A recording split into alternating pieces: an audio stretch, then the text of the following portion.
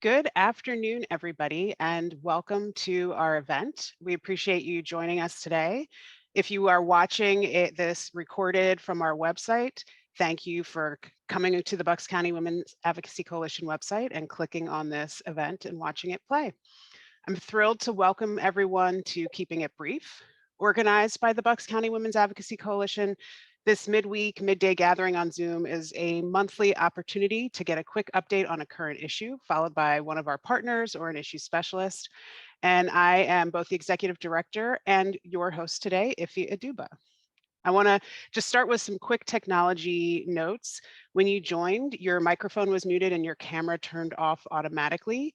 While you can see and hear us, nobody can see or hear you. So relax, grab your lunch or a snack, enjoy today's conversation, be your most comfortable yet attentive self. If you have a question or comment, you may type it into the Q&A or the chat at box along the bottom of your screen. We're going to do our best to keep an eye on those questions and comments and check it throughout the discussion. If we don't get a chance to address them today, we'll follow up with something in writing. Organized in 2008 and then designated a nonprofit in 2015, the Bucks County Women's Advocacy Coalition is a nonpartisan coalition of both individuals and organizations that envision a socially just and respectful society that's invested in a common good so that we can achieve our full potential as individuals, families, and the community. We have shared principles that really root all of our work. And we understand that there's this kind of growing complex intersectionality. So we educate and advocate for systemic change. We're thrilled to call more than 300 individuals and nearly 50 organizations our partners in this work, joining to speak with one voice for systemic public and private reforms that are needed for economic security and overall well-being for individuals and families in Bucks County and beyond. A few notes for today. The conversation is being recorded. Give us a few days and we'll get it posted up on our website. If you receive our e-newsletter, you'll see a link to past events, and you can find all of our recordings from Keeping It Brief on our website.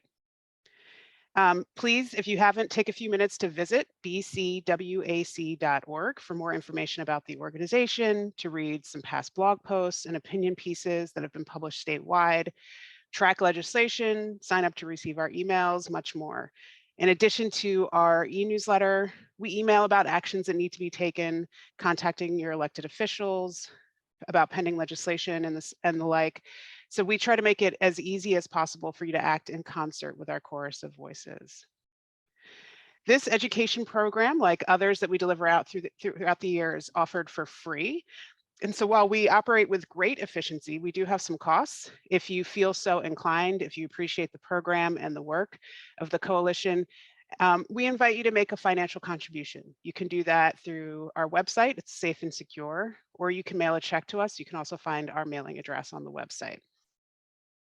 I think that is all of the organizational business. I am excited about our conversation today. The reason we're all here is to explore a little bit more about maternal morbidity and the crisis that's facing our country. I'm thrilled to be joined by Marianne Fray, who's going to guide us through our conversation about this unequal treatment of some of the first delivery wards, how that continues to haunt us through our history and into today, and what it really means to understand the crisis that we face today. This is 45 minutes. We're going to stick to the time. So we may not give you the full graduate level conversation, but we're going to at least try and get started on our understanding and figure out what we all need to know. Marianne leads the day-to-day affairs of the Maternity Care Coalition. They are a partner with the Bucks County Women's Advocacy Coalition and a 42-year-old, I think still 42-year-old community-based nonprofit serving pregnant and postpartum women and parenting families impacted by racial and social inequities throughout southeastern Pennsylvania. On top of running this phenomenal organization, Marianne is herself incredibly accomplished with a master's in business administration from St. Joe's, a bachelor's in English literature from Bryn Mawr. She's a certified association executive holding a certificate in nonprofit management from the U.S. Chamber of Commerce. And she earned a certificate in project management from the Project Management Institute. I do not know when she sleeps. After this, I will be asking her to maybe sell her story on how she gets so much done every day. She's also an incredibly generous individual, deeply compassionate, and I'm really honored to call her both a friend and a co-conspirator in justice work. So welcome, Marianne. Thank you so much for being here today. Oh, Iffy, thank you for that very warm introduction. And I can tell you that you could teach all of us, as well as so many on the phone, how we get so much done, because we are women, we are birthing people, I love co-conspirators, and we've had to do the things in order to get stuff done. And I'm honored to be in this space with each one of you, and I look forward to this conversation. So thank you. Let's jump right in. Absolutely. Talk to us, share a little bit with us about the challenge. What is it that we as listeners need to know about this topic? Well, first of all, I think that we ground everything in data and people's stories. So let me start with that. The challenge is that maternal mortality rates are rising, regardless of all of the interventions. The fact that between 2018 and 2020, the maternal mortality rate increased, and most significantly impacted Black women. And let's define what we mean by maternal death, or what the mortality rate is. It is any death associated with 42 days prior to, or excuse me, post a termination of a pregnancy. So it's not just at point of pregnancy, it is beyond that. So any death that occurs is evaluated and feeds into that rate that I've described. And in the US, what's really sad, as an industrialized, a developed nation, that rate has continued to rise. And for Black women, it's 2.9% higher than non-Hispanic white women. And that is the challenge that we're faced with. Why? Why is it that Black women are disproportionately impacted by this tragedy as compared to other ethnic groups? And that's including in underdeveloped countries. That is a challenge, and it is also a statement, or connected to what Iffy said earlier about the stories that have been published recently. Philadelphia is the birthplace, if you will, of obstetrics, and the travesties that have happened and the continued disproportionate impact on communities of color is why I think we're all kind of dialed into this call today, and why we do the work that we do. But that is the challenge in a word. And we're going to unpack that a little bit, but I just wanted to directly answer Effie's question. So let's take us through the unpacking. Where do we start? I think we start, well, that's a loaded question. But let's stay focused. Right, we start way back at the beginning. So let's talk about social determinants of health, which I don't know many of you on the phone. I do think I know one of our board members, Susan Robbins. I am hoping that that's who is on the phone, but there are many factors that lead to this situation. And some of them are often thought of as designed by or are caused by medical malpractice or things of that nature. That could be one of the contributors. But then there are all these other factors that relate to where a person lives, how they can get to get prenatal care. Do they have transportation? Do they have the insurance? All of these things are classified as social determinants of health. And as I said, if there's anyone on the phone that I am saying something that is like, duh, my apologies. However, what I do want to unpack is that is only one way, that's an incomplete narrative to describe why we are seeing these disturbing trends. There are actually root causes which have been coined as structural determinants of health, which are distinct from social determinants, because social determinants of health often associate with behaviors. Did a person have behavioral conditions? Did they have enough access to care? But what about the systems that are designed that continue to contribute to this, such as slavery, such as redlining, such as Jim Crow. These are systems that were put in place by a minority of people that have created unequal access and have led to these social determinants of health.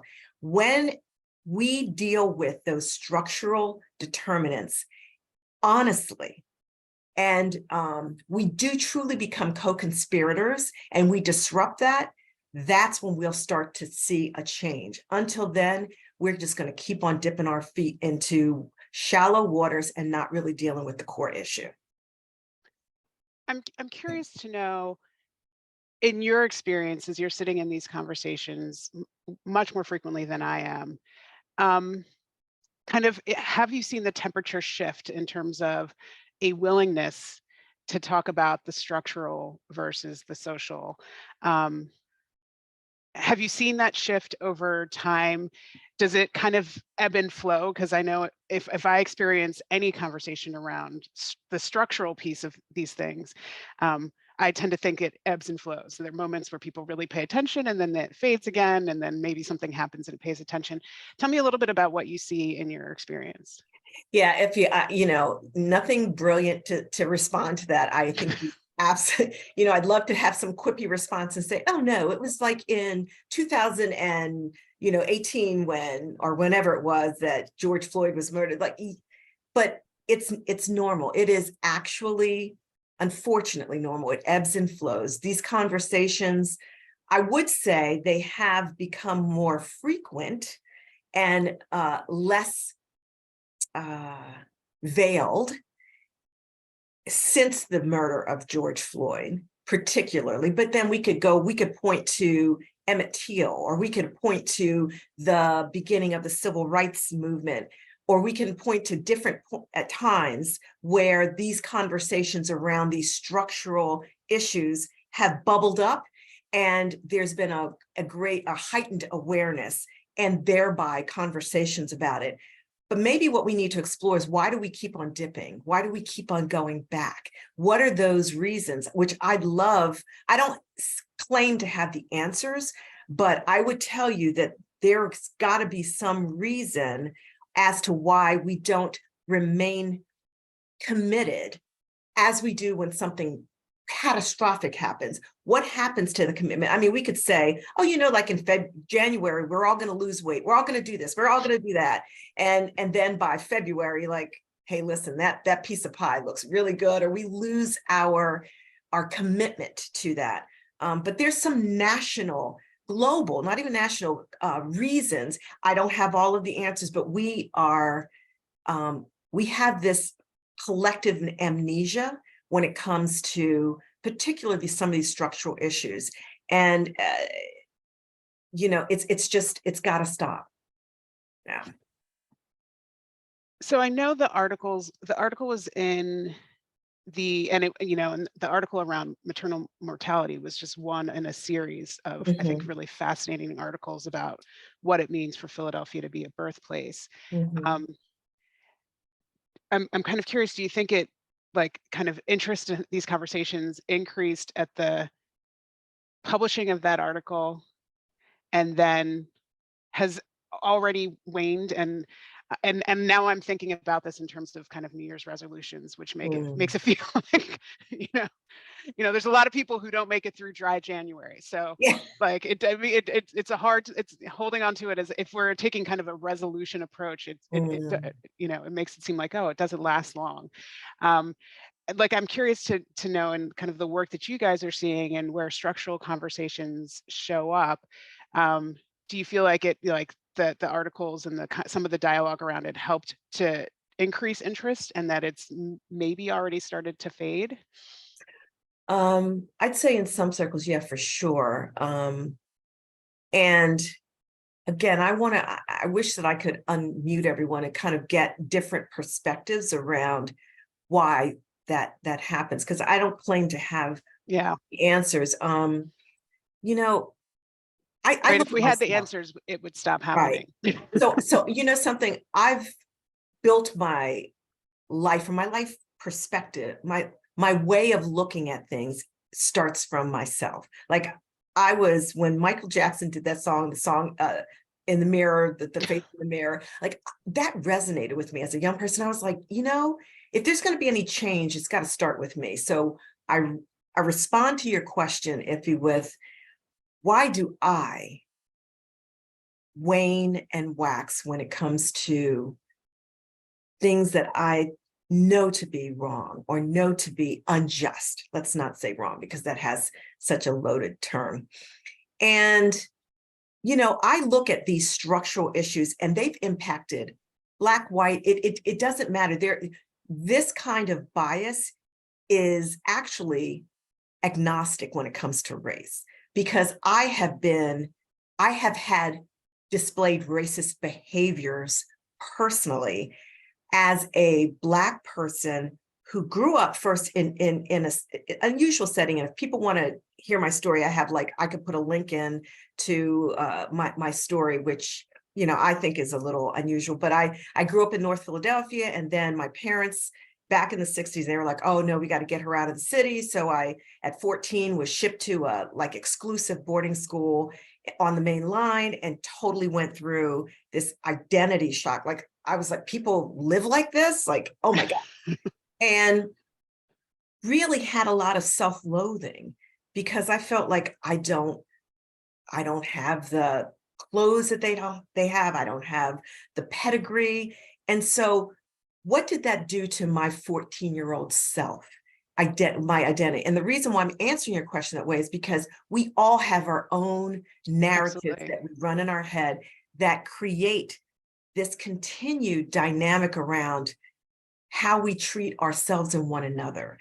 And until we face that personally and then transmit it in our communities, our families, and talk about it, like say, I have this issue, we're not going to change anything. And we're going to continually go through that cycle. So I encourage myself, my family, those on this call, our communities, let's look in the mirror and say, what am I doing to either advance or hinder justice? I don't know how else to. I kind of wish that you had said that at like 2:14, right? Because it feels like such a such an incredible place to end, but I'm going to keep us going, because that Go was for it. but I am going to go back later and word for word write down what you just said. So I know you talk about this is, this is really impacting a broader population. So can you talk a little bit about why people should care? Why should people care? And the Women's Advocacy Coalition is, frankly, we're pulled together by these shared principles that are really focused on, how we improve the lives of women, children, families, right? All the people that women impact, which we know to be everybody. But right, we're a mix of ages, right? There's all sorts of differences, even right within this group, some who have children, some who don't, some who are maybe never planning to. So can you talk a little bit about why this impacts how it impacts the broader population, and why people should care? Yeah. Well, that's a really great question, Effie. And the first thing I'd say is the fact that we're all on this call, at some point we were born, okay? So Fair. I'm on a journey around gender conform, like all of the terms. I'm dating myself, but I'm being transparent about my personal journey related to identifying as, a cisgender woman, or however the term is. And I'm wanting to declare that because of the fact that there's a whole intersectionality of identity that really speaks to why this is an important issue for everyone, regardless of whether you identify as a, woman, female, male, whatever. At some point, you came into the world through some birthing person. And as a result, that entrance created the importance of equity as it relates to your entrance, your experience. So as long as people are born, and that we are born through this process of pregnancy, it matters. It being our experience, our birth experience. It matters. And the quality of that experience in many ways dictates the way in which we repeat that with our own families, our communities. If we can get things more equitable and right earlier, I truly believe we can change this world and this narrative. I mean, it starts at the beginning and at pregnancy. When we look at some of these statistics around maternal morbidity, which is the sickness, that the near misses, things that result in death, but are poor, we're just not well, obesity, drug use, all that kind of stuff. It is, again, connected. It's linked to this systemic racism, but until we, everybody kind of addresses that. So when you ask, is it important? Is healthy communities important? Who are communities made up of? Families. How do we get here? This birth experience, this birth journey matters to everyone because that's how we get here. And if we can commit to ensuring that every person has the best quality of care, access, insurance, leave, these are all issues that we should be demanding our legislators to be focused on. So why is it important? Because it impacts the quality of our life, and we want to have a better tomorrow. We want our kids we want young people to have a future. This is environmental, this is climate justice, this is, and let's talk about reproductive health. Reproductive health is healthcare. I mean, if we don't have autonomy of our bodies, if we don't have access to reproductive care, we're going to not exist. So that's my story, and I'm sticking to it. So we Was know that too obscure? Did I answer your question? That was not too obscure at all. Not too obscure at all. Like I'm just, there's, I think, so much, like you said, there's so much to unpacking this, and I think anytime we just, anytime we're willing to honestly name the structural and systemic factors that have created something, right? It's not just by, we're not able to sit in the room and be like, oh, well, that doesn't affect me because, I'm not, yeah. But I read, I've read the article. I had conversation with folks about it. I talked about it a lot. I personally reacted to it because I'm a mother. I have two daughters. Both of them were premature births, and I feel very much like my maternal journey had a more positive outcome because I had a woman of color as a doctor. And so when I've looked at stuff that talked about the differences in the different outcomes when you have different doctors, like, I like all of those things kind of resonate with me personally. I think, there is so much to unpack, and it really does require us being willing to go on personal journeys, right? Look in the mirror, go on personal journeys, and name where we are, what we haven't figured out yet, what we will always be continuing to learn, and kind of being open to that, to all of that learning. And so there's just so much here. So you're answering all my questions, and frankly, just giving me so much more, like way more in return. So thank you. Can I respond to one thing before you ask me the next question?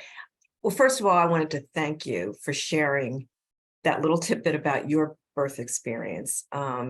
And I want to acknowledge, I don't want to gloss over that. Having 2 premature C-sections is a frightening experience. It's hard. It's scary. You don't know what's next. And it's prolonged, meaning that, your daughters likely stayed in the NICU after. So you went home without your baby. That is traumatic.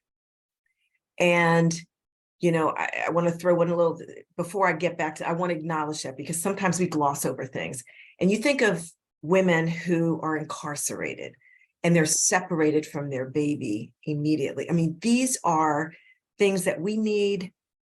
Not we need, because when I say that, I encourage us to not gloss over, but to think about, because that will inform, that will heighten our empathy and our drive to do things differently. That's one thing. I wanted to acknowledge that. Second thing is when you talked about the difference for you was having a medical provider that you felt you could identify with, that helped you through that difficult and traumatic experience.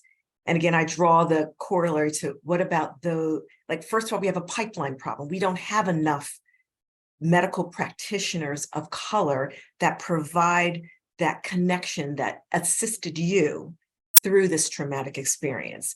And then let's look at history again. Let's look at like Marianne Sims. Let's say it out loud. This man operated on Black women, enslaved women, without anesthesia for the benefit of yes, the procedure that he founded that helped with vaginal tears and said, but the way in which he did it created this massive distrust between communities of colors and medical providers. You can finish your thought. I'll see the question. Okay. I'll make sure we'll come back to it. Don't worry, Tam, we'll come back to your question. And I just think of what you went through and how that distrust that's based on experiences like, people may not be able to articulate, well, it was Marianne Sims, it was 1865, it was this period. Like, I've read all that stuff, but there's just the innate distrust. Absolutely. Right? And it's grounded in things like that. And let's not minimize how that contributes to this challenge that we're talking about. We need more. I keep on trying to correct myself. I encourage us to think about ways that we can bring more people of color into the medical system, and get, like so many of the births in particularly major urban areas across the country are funded or covered by Medicaid. They need to be covering things like doula support. And that's legislation that we're working on. I think someone was bringing that up. So I know that your organization at MCC is really advocating on that. But I just wanted to acknowledge what you went through, Iffy, and then just kind of contextualize it a little bit with that heightened level of, fear. And, I've read stories about women who were raped and then go into a medical facility, and they're treated like they're re-traumatized. Absolutely. And so it's like, I don't need to go into all that. And I will say, and then we can make sure that we get to the legislative questions, but I will say that when I think of my own experience, and I've said this to people since with my first with my older daughter, they had difficulty giving me an epidural, so they put me out completely. And she was 2 months premature. She was absolutely, rushed off to the NICU. And so I went to sleep pregnant and woke up not in a room by myself. And like, to the point that eventually when like the third person came in and was like, your baby's so beautiful, like I grabbed them as they were leaned over me, and I was like, has every single person seen this child except me? And so when I think of people who are in these situations where they're separated from their infants, I at least got to see her, I think it was a little more than a full day later, but I think it took them about 48 hours for them to get me to the NICU. But it was just, those are the stories that we don't hear enough about, right? I think of all the ways I prepared and all the things that I was like, this can happen, but like I had never seen that. And so I don't know that we always prepare for those and prepare each other, and so know to support each other through, here's here's a situation that could occur. Because it was 2 months premature. Nobody in my family was ready. None of my friends were, like, none of us knew to expect it. So So we have this question here in the chat from Tam about legislation. And so I'm going to ask you to talk a little bit about this question about specific legislation that may be introduced or reintroduced that we should be following. And she has a question. She's asking about champion legislators. I'd also be curious to hear about who, other than you, do you see as champions on this topic, who we should also be paying attention to because you think, hey, this group's doing really great work around this. Love that question, Tam, and thank you, Iffy. And again, thank you for sharing such personal details. But and I'm going to look at my other screen because I have It's okay. I have a wonderful team, Tam, that really prepares me. Like first of all, we don't judge of whether or not you've memorized it all. I want to lead with MCC has an amazing policy and advocacy department led by my colleague, Sarah Jan, SJan at maternitycarecoalition.org. And I encourage any continued questions that I'm certain you'll have after I try to look at the notes that she gave me around to answer that question. But she's an expert on all of these things.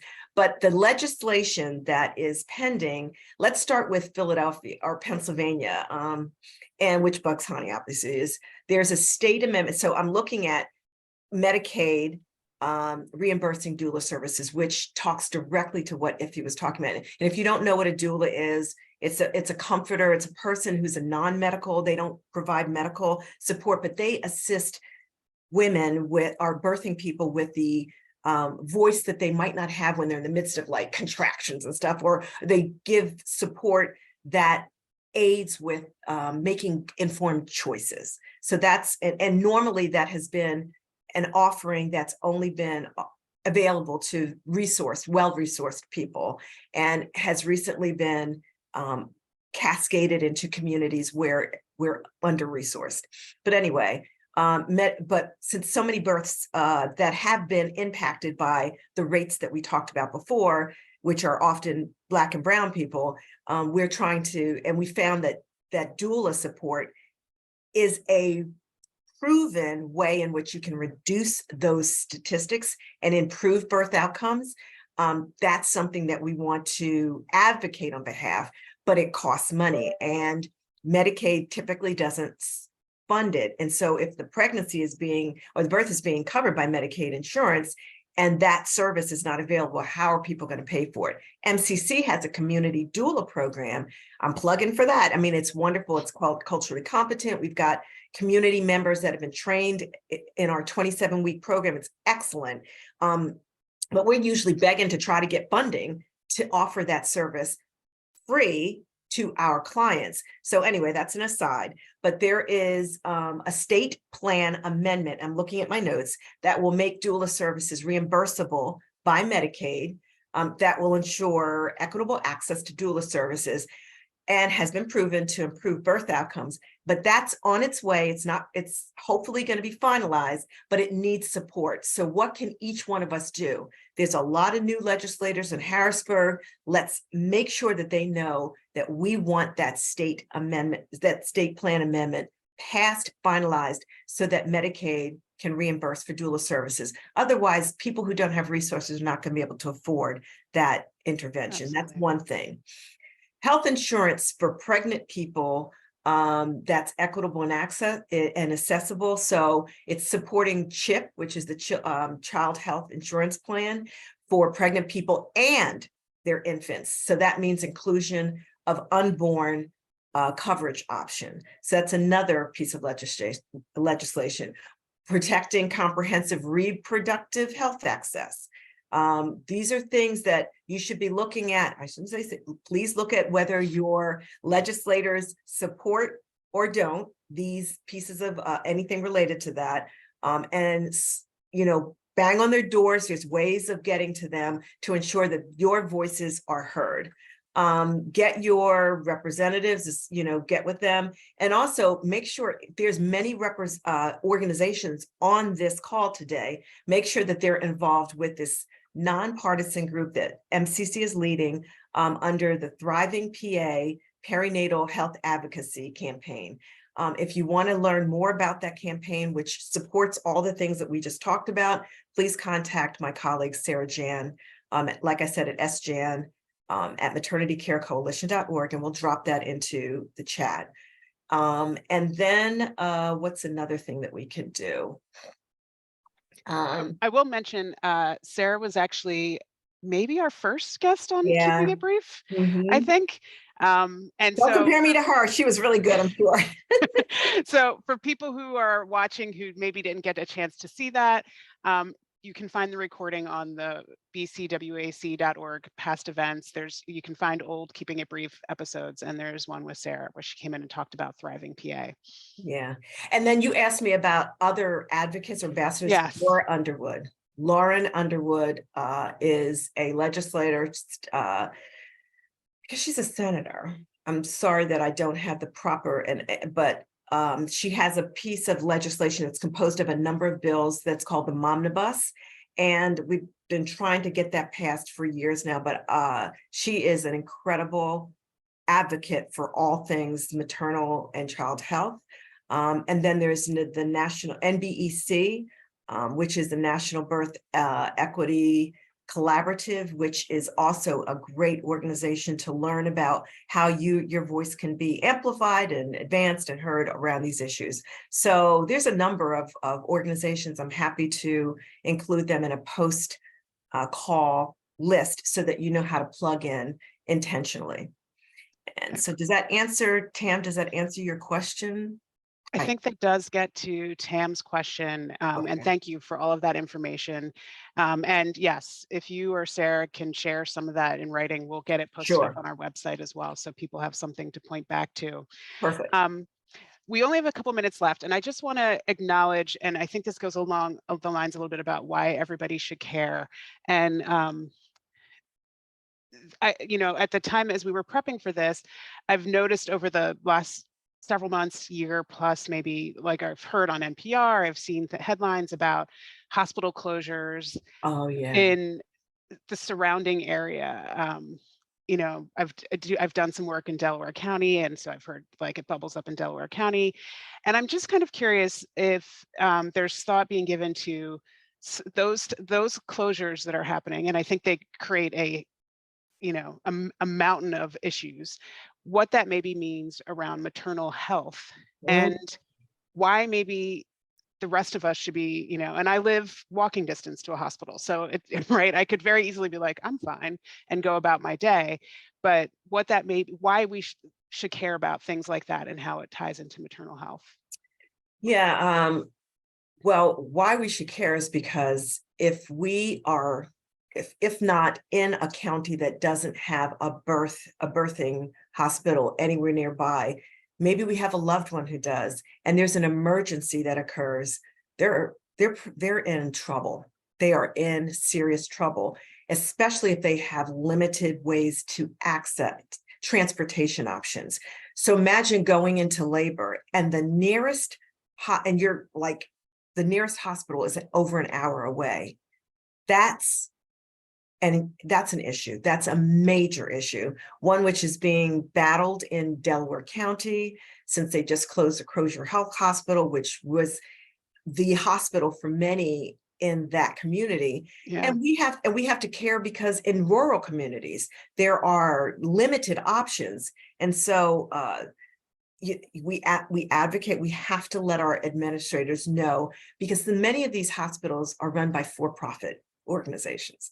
And the bottom line is, if it doesn't meet a certain profit margin, they're going to close. That is inhumane. And it's a real problem with access. And there are other options. I mean, there's home births, there's midwives, there's all kinds of different, but when you have any kind of complication, and not having a nearby hospital is serious. It's life-threatening. But MCC has a lot of resources that we try to provide education. But I would also say that people can benefit from going onto CDC's website, cdc.gov, which gives you a lot of information about early warning signs when you're having any kind of complications. Some people don't know what preeclampsia is. They don't know how it presents. go onto the CDC's website. They have great information. And there's a great campaign there called Hear Her, which gives you stories. It's a very powerful section of that website. But self-education at least gives you the tools to tell your legislators or inform them, this is serious. This is what happened to this person and that person. And we can't afford to have these maternal deserts. Absolutely. So we have just a couple minutes. So with, a last minute or two, is there anything that you want us to know, that Sarah wants us to know, that you think is important as a send off to all of us in this conversation? Yeah, first of all, thank you for the opportunity. Thank you for the platform. I would encourage each person on this phone call to be aware of their own health journey. Even if we're not in childbearing years, we are the future, meaning that as women, I think most look like they identify as women, and I'm not making any assumptions, but that we represent the heartbeat of our families and communities. And if we're not taking care of ourselves, how in the world can we expect anyone else to do so? So I encourage you to go to your appointments. I'm speaking as much to myself because sometimes I prioritize work or family needs over my own health. Please take care of yourself. We need you. I see each one of you, and I just I celebrate and salute each one of you in the work that you're doing in your family, your home lives, and I just encourage you to take care of yourself. I appreciate that. I am very happy to remind you to take care of yourself periodically, Marianne. I think it's great advice. I know it's great advice for people listening to this conversation, because I also know this is a group of people who, there are so many here who pay attention to caregiving. They participate in caregiving, can have caregiving stories to share, and it's so easy to be in that role Yeah, and not pay any attention to your own care. yeah. So I thank you for that really again, a very generous and compassionate Yeah. send off to all of us. I paying close attention to time, I just want to say, share a little bit of gratitude to several different people. I want to say thank you to the board of directors for the Bucks County Women's Advocacy Coalition, to our issue specialists who are volunteering their time following issues really closely and tracking legislation. It's incredibly time consuming and challenging work. So we see you and we thank you and we appreciate what you're doing. I want to thank everybody who took time to join this conversation today, or who took time to come find it on the website and listen to the conversation there. That time is just the greatest gift that you can give. So thank you for caring about this and paying attention to this issue. Part of speaking with one voice is making sure that we're not only educating others, but educating ourselves as well around all of these topics. So thank you for that. A very, very, very special welcome or thank you to Linda. People don't see her. She is the great, great, great force behind the scenes who makes sure that these things get recorded, that they get posted to the website, makes the magic happen. So I always want to say thank you to Linda.